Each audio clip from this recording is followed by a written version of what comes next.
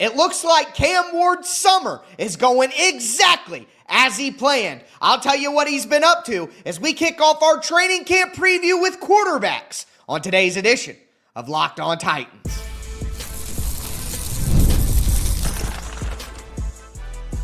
You are Locked On Titans, your daily Tennessee Titans podcast, part of the Locked On Podcast Network, your team every day. Welcome to the Locked On Titans podcast. I am your host, Tyler Rowland. Titans fans, today's edition of the Locked On Titans podcast is brought to you by FanDuel. Right now, new customers can get $150 in bonus bets when your first $5 bet wins. On today's show, we are finally going to kick off the 2025 Locked On Titans training camp preview series talking about the quarterbacks. But I'm going to go position by position through the offense, the defense, and the special teams to tell you who I think is a lock to make the roster, who is on the bubble to make the roster, and who is a long shot to make the roster. Training camp is 2 weeks away. I'm going to get you as ready and as prepared as a Tennessee Titans fan could be. Before we dive into today's show, do want to thank you for making Locked On Titans your first listen each and every day. Remember, Monday through Friday, Tennessee Titans content all year round, always for free. Make sure that you get subscribed, stay subscribed. It's your team every day. Speaking of every day, shout out to my everydayers out there. Tuning in Monday through Friday. If you aren't an everydayer, now is the perfect time to join in. Again, we're going to go through every position, go through the entire roster leading up to training camp, just 2 weeks away. And when the football is here, the football is here. Make sure that you stay locked in to the Locked On Titans podcast, where it's your team every day. With all that being said, Cam Ward told us a few weeks ago when mandatory minicamp ended that his plan for the summer was to stay in shape and throw the bleep out of the football. He wants to throw the bleep out of the football, and it looks like that's exactly what he is doing. Cam Ward released basically a 20-minute video on his personal YouTube channel going over a workout session that he was having at the University of Miami at their facility, and he had Xavier Restrepo there. He had Chim Dike there. He had Alec Iomanor there. He had Chig Okonkwo there. Chig showed up a little bit late, but Chig Okonkwo was there nonetheless, and this is exactly what we wanted to see from Cam Ward during this little summer break. Cam Ward isn't being crazy, and he told us, he didn't want to take this big, massive break and go lay back and get. Cam Ward is an obsessive, psychotic worker. He is driven to be the best. His entire goal, Brian Callahan said this recently in an interview with Titans Media, that Cam Ward is literally obsessed with being the best professional quarterback that he could possibly be. And it goes back to the video of Cam Ward and Shedeur Sanders from their pre-draft training where he's like, hop on a song, hop on a Cam Ward, say, I'm a football player.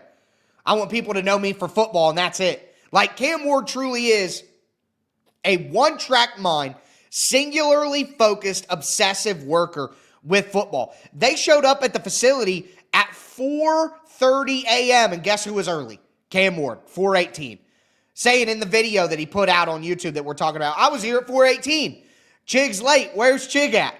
I think I didn't recognize every player because there were some players who were there who I think were from Miami or played with Cam at Miami who I don't recognize their faces because they aren't on the Tennessee Titans right now. But it might have been Thomas Okonkwo who was there potentially. I couldn't confirm that one, so I didn't say it. I didn't add him in originally when we were talking about it, but that's a potential one. But when you're working with Chig Okonkwo, we're going to talk about tight ends in the coming days.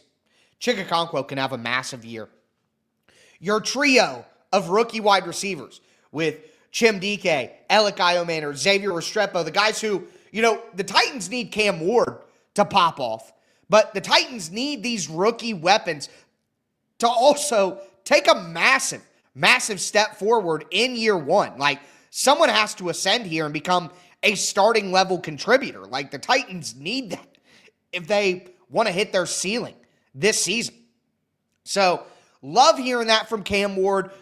I would imagine Brian Callahan talked about how,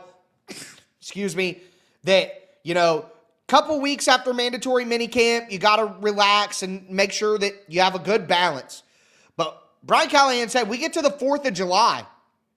After that 4th of July holiday weekend, it's time to ramp it up. Like, you need to be ready to go when training camp shows up and not use the first 2 weeks of training camp to ramp up. You need to be ramped up from the 2 weeks before training camp and ready to go. So I would imagine that we'll see more from Cam Ward, maybe not on YouTube, but hear more about different throwing sessions and things he's happened, especially guys start getting back to Nashville, getting ready to go. Cam Ward getting them ready, but this is exactly what you wanted to hear with Cam Ward's summer plan. He's doing exactly what he told us he was going to do. Now, from the training camp preview standpoint of locks, the bubble, and long shots, Cam Ward is a lock.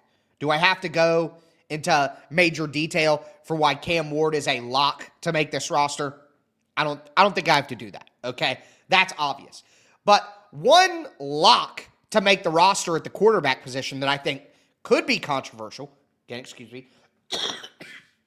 Still getting over it, folks. I'm pushing through. But it's Brandon Allen. And I know, you're probably thinking, why would Brandon Allen be a lock to make this roster? Who in the world is Brandon Allen? And I know a lot of people maybe aren't everydayers, and they should be, and they're kind of trying to tap back in before training camp to understand who's on the team, where's everything at. It's a good time for people to start doing that.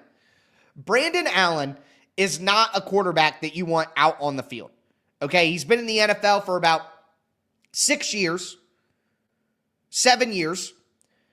He has 10 starts, and he's 2-8 in those starts. He is a backup quarterback. Will Levis has more career passing yards than Brandon Allen. This is not somebody who's a high-level backup who's going to come in and play. But why would he be a lock? Well, let me remind you that Brandon Allen was with the Cincinnati Bengals 2020, 2021, 2022. Who does that coincide with? Joe Burrow. Brandon Allen was signed on this team. Brandon Allen was brought onto this roster to teach Brian Callahan's offense to Cam Ward in the quarterback room. It's one thing to get the coaching from your coaches, but when you're a backup quarterback and a guy in the quarterback room with you can, excuse me, kind of translate everything that the coaches are saying into maybe more of a player-friendly way.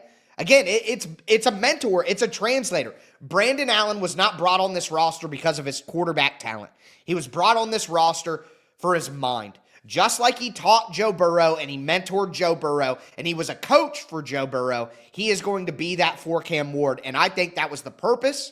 So no matter what happens, Brandon Allen's going to make this roster. No matter what. Brandon Allen's going to be on the team because his role doesn't have anything to do with on-field stuff, if we're honest. And also, here's another reality. Just like when Joe Burrow tore his ACL his rookie season with the Bengals, if Cam Ward does suffer an injury and he's out, you don't want to win.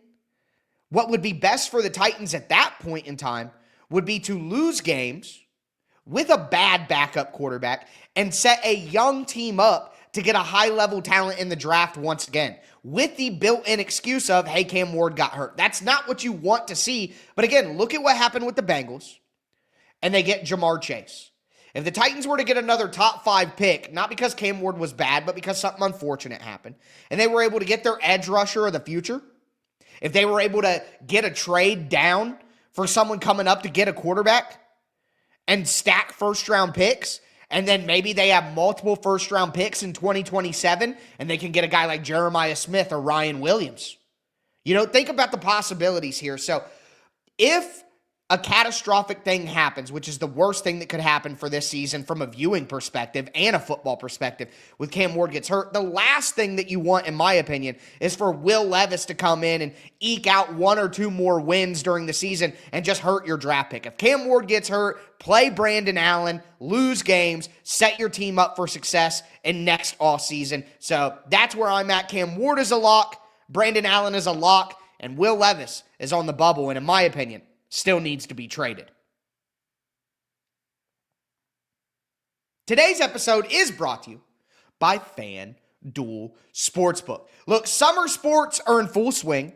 Whether you're all about baseball under the bright lights, golf on the greens, high-stakes soccer action, FanDuel is the best way to make every game even more exciting.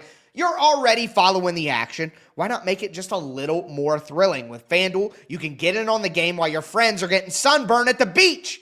I love FanDuel. It is the best-looking app in the industry. I love how it tracks all of your same-game parlays right in front of you, and they have new daily promotions every single day to make sure that the app is always fresh and has fun ways to bet. If you're new to FanDuel, new customers can bet just $5 and get $150 in bonus bets if your first bet wins. Again, new customers can bet just $5 and get $150 in bonus bets if your first bet wins. Open the FanDuel app today or visit FanDuel.com to get started.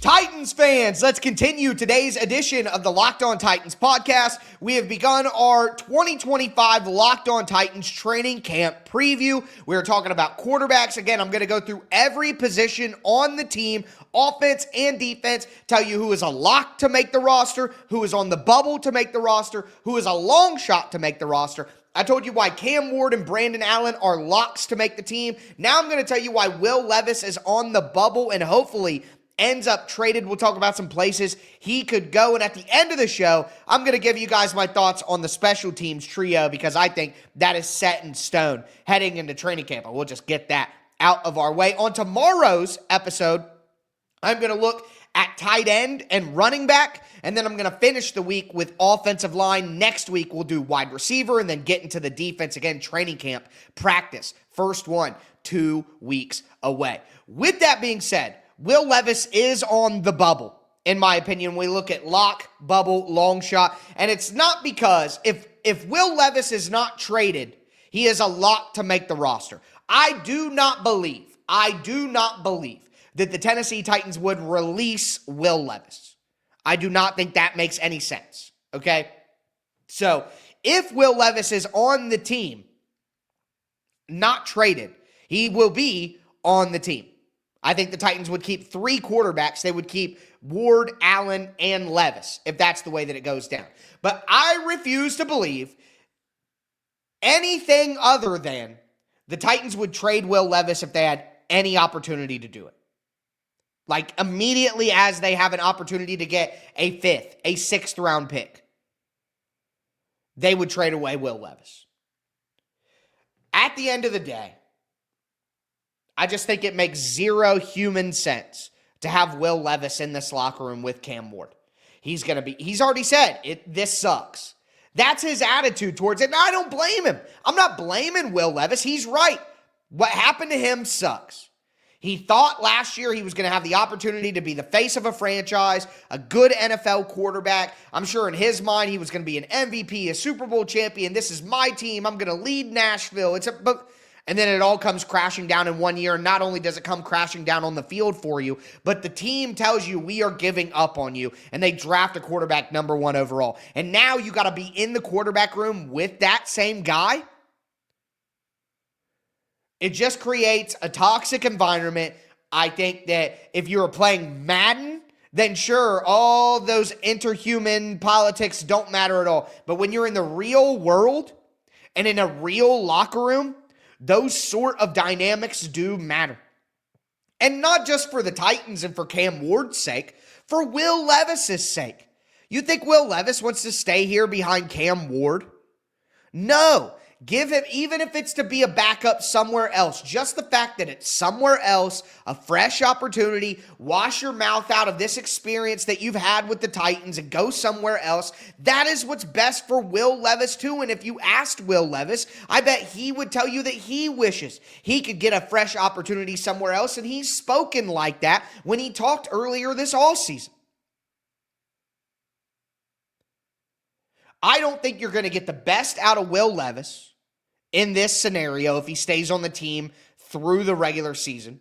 You're not going to get the best out of Cam Ward either, I don't think. Because instead of having Will Levis in the quarterback room, why wouldn't you have somebody who's more willing to help Cam Ward? And I don't blame Will Levis if he's not like, oh, Cam, by the way, here's something I learned last year. Why would you expect Will Levis to do that? He's not an older player looking to mentor somebody like a Brandon Allen should be. So I will continue to say, and I even guaranteed that Will Levis will be traded, because I refuse to believe that Will Levis on the week 1 roster with this team makes any sense. And you want to look at some places where he could make sense, there's a pretty good amount of them. And this is before we could see training camp injuries. This is before we see players totally disappoint and the team look to churn the bottom of the roster, churn their backup options. So this is even before teams start to move their roster around, try other things, experience injuries, all of that. The Las Vegas Raiders. Tom Brady obviously has ownership in the Raiders now. He has a connection to Will Levis. Will Levis is big on Tom Brady's brand, like his clothing brand and stuff like that. There's been a connection between Tom Brady and Will Levis. I would rather have Will Levis than Aiden O'Connell if I'm the Raiders, behind Geno Smith. I would rather develop Will Levis and his talent rather than develop Aiden O'Connell behind Geno Smith as a potential successor.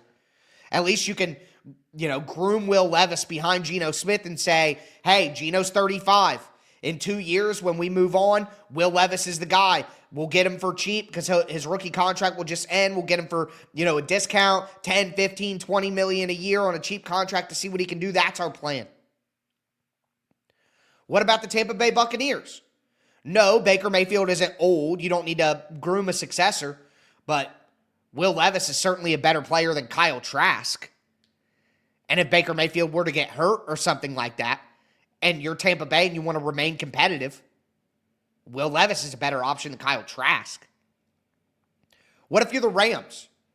You have Matthew Stafford, who's obviously an older quarterback, might be his last season. Jimmy Garoppolo, who also is an older, often injured quarterback. If you're Sean McVay and you saw Will Levis have his best success in college in your style of offense with Liam Cohen, who's now the head coach of the Jaguars, who made Will Levis look good at Kentucky in 2021, which is the reason he got drafted so high, is that 2021 tape. If you're Sean McVay, say, hey, I've seen this guy do pretty well in my system. Let's bring him over here, and him and Jimmy G can compete. And then when he wins, I can maybe groom him behind Matthew Stafford. And he can at least be a bridge for me until we find our next quarterback answer. What if Atlanta trades Kirk Cousins and you just want somebody behind Michael Penix? What about the Detroit Lions? And I know, but Will Levis is better than Hendon Hooker. And Will Levis is at his best in a play-action heavy run offense, which is what the Lions run with Jared Goff. So, those teams right there all make sense as a potential option. And again, that's even before injuries. That's even before natural churn of the back end of rosters. There are so many ways for Will Levis to find a way off this team into a better situation for him, and that would also be best for the Titans. For the locker room, for their draft capital moving forward, it makes too much sense. Now, the long shot at quarterback is Tim Boyle. If Levis is traded, then maybe he could stay on as the third quarterback. Maybe the Titans keep 3 quarterbacks.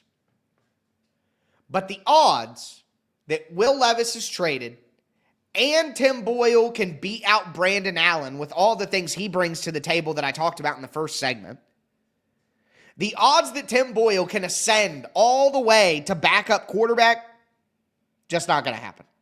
It's just not going to happen. Now, if the Titans keep 3 quarterbacks and they trade Will Levis, then Tim Boyle obviously gets the spot. But I just don't think that Tim Boyle is a guy who you need to keep on the roster, protect him from getting picked up on waivers. Tim Boyle gets picked up on waivers, and you lose him, so what? We can get a different third quarterback on the practice squad. Not worried about that. So, Tim Boyle, I'm sorry. I'm excited to see you out here in the preseason. I think we'll actually get a good look at the wide receivers. On all three, first team, second team, third team, we'll actually get a good look at all the wide receivers this year with a guy like Tim Boyle in there. But at the end of the day, he is a long shot to make the roster. Now, that's all four of the quarterbacks. Let's talk about special teams.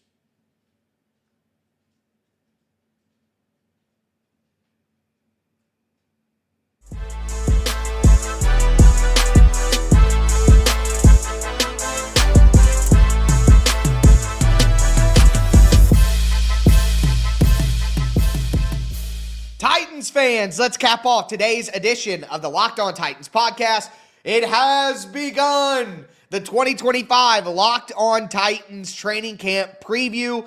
Talking long shots, bubbles, locks. We did quarterback. Now we got to talk special teams to cap things off. Again, on tomorrow's episode, I'm going to be doing tight ends. I'm going to be doing running backs. We're also going to be doing offensive line to cap off the week, wide receiver to kick off next week, edge, linebacker, defensive back, interior defensive line. I'm going to have training camp preview leading off next week. There's, so much coming our way. Football right around the corner. Also, just want to mention, Superman coming out. I'm going tonight. Can't wait.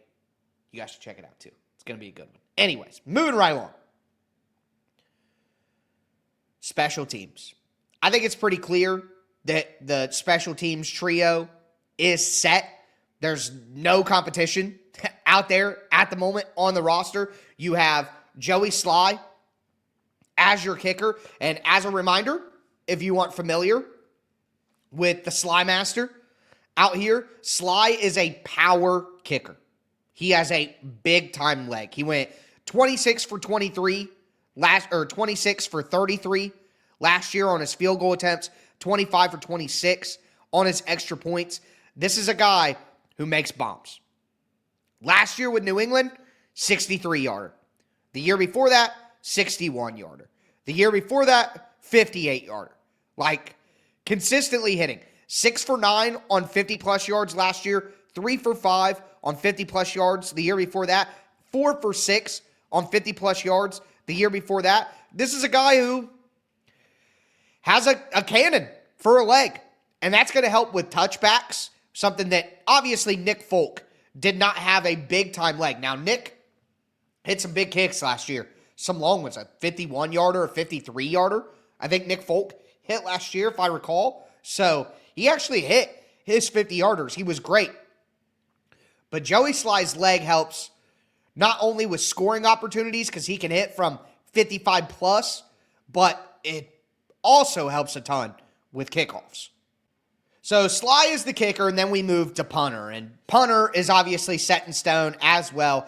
Johnny Hekker. And it's kind of the opposite, funnily enough. I don't think that funnily is a word. Comedically enough, I guess I could go with. But it's funny that the Titans went from an accuracy kicker without power in Nick Folk to a power kicker with a little less accuracy in Joey Slye. And then they go from a power punter in Ryan Stonehouse to an accuracy punter in Johnny Hekker. So Hekker is an older player. He's 35 years old, just turned 35 in February.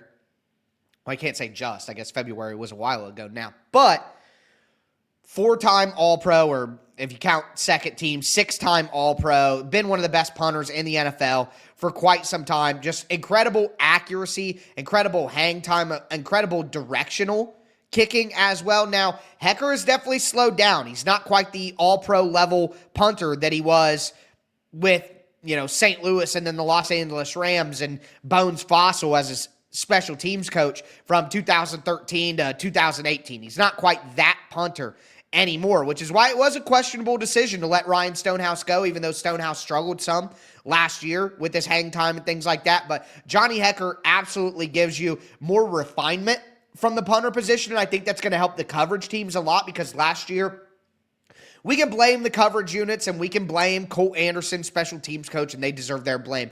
But quite honestly, Ryan Stonehouse deserves some blame for the struggles on punt return last year as well. He didn't quite have the hang time, the arc that you would want, the directional ability. He was just booting it really far downfield, and it just gave a lot of opportunity for return units to get some good yards against the Titans coverage unit because they couldn't get down there fast enough. So I do think it is questionable to move on from Ryan Stonehouse to an older player and Johnny Hekker, but for what Bones Fossil wants out of his special teams unit, which I think we need to lean into the best special teams coach in the NFL and whatever he wants to do, if this is what he wanted to do with his kicking unit with the punter and the kicker with Slye and Hekker, then I trust implicitly in what the vision is. Now, also got to mention Morgan Cox. So Morgan Cox is the Titans long snapper. He's in his 40s. He is absolutely incredible still at the job. He made the all-century team for the NFL for the long snapper position.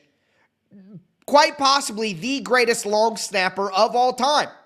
Morgan Cox, again, older guy, but I'm willing to let Morgan Cox be the long snapper for this football team for as long as he wants to. He's from Tennessee. He's a guy from Collierville, I think is the way you say it, Tennessee. He's 39 now. Okay, he'll be 40 in April, but next April. But yeah, I just think Morgan Cox is a guy, you let him do it as long as he wants to do it. He made the Pro Bowl for the Titans in 2022 as a long snapper. He's been with the team for 4 seasons now. Just let him keep rocking until he can't no more. He's that good at it. He's a legend, and I think that's set in stone. So we talked quarterback. Special teams is set in stone. Tomorrow we're going to be doing running back and tight end. We're going to do the offensive line at the end of the week. Wide receiver to start next week. Training camp is right around the corner, folks. That's going to do it for me today, though. As always, I am your host, Tyler Rowland, and this was Locked On Titans.